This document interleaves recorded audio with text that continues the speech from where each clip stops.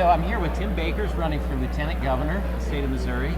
And Tim, let me ask you just a real basic question about Lieutenant Governor. Sure.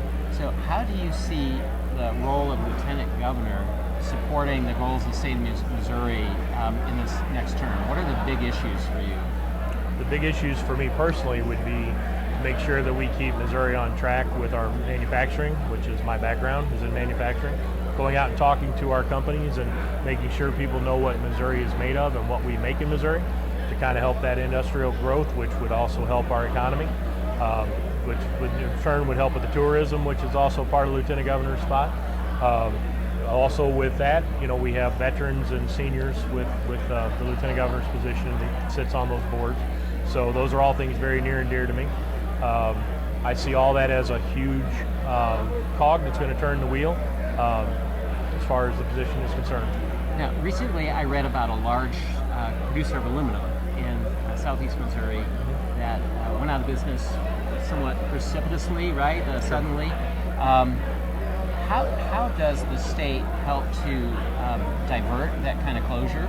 Apparently they were a large producer of aluminum that affect national production. Sure. A lot of local jobs were affected. Understanding that the state needs to make sure that we're not doing micromanaging, or we want to leave hands off kind of thing. But at the same time, does the state have a role in helping to figure out how to keep those businesses going? Well, that's a great question, and the full logistics answer, no, I don't have a complete idea on that as far as the state. I know a personal experience that happened to our company. As I said, we were manufacturing, we own an ice plant, and we went back in 1996, we went to move our plant and actually increase our plant from 12 employees, full-time employees, to 33 employees. My father at the time went to his legislators and said, what can you do to help me as a state? We actually had a legislator look him in the eye and say, if you move your plant out of the state for 1 year, and then come back, we can give you $50,000 for every job that you created.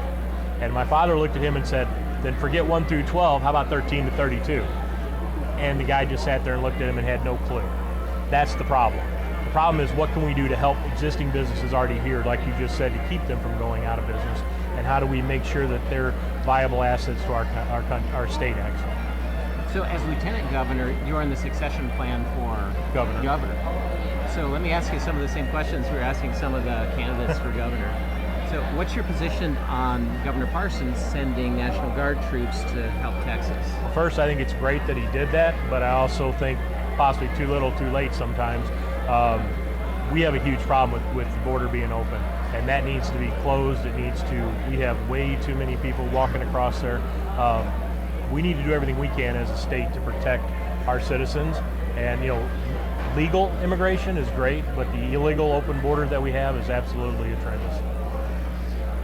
So you mentioned protecting.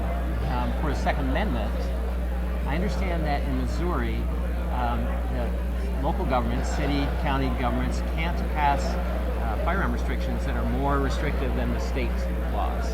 And that there's a movement right now to try to change that, to allow Kansas City or St. Louis or Kirksville to pass ordinances that would restrict firearm ownership in a way that the state doesn't. What's your position on that? It says it very clearly in the Constitution, will not infringe. It's pretty cut and dry. We have a right to bear arms. We have a right to protect ourselves. That's why we're seeing the crime rates that we're having in St. Louis and Kansas City, and something needs to be done about that too.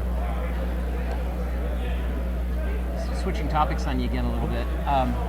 What's your position on foreign interests buying Missouri farmland? Missouri farmland and period should stay with Missouri farmers, Missouri residents, or at least United States citizens. My family owns a Century Farm, and that would be the last thing we would ever want to see happen.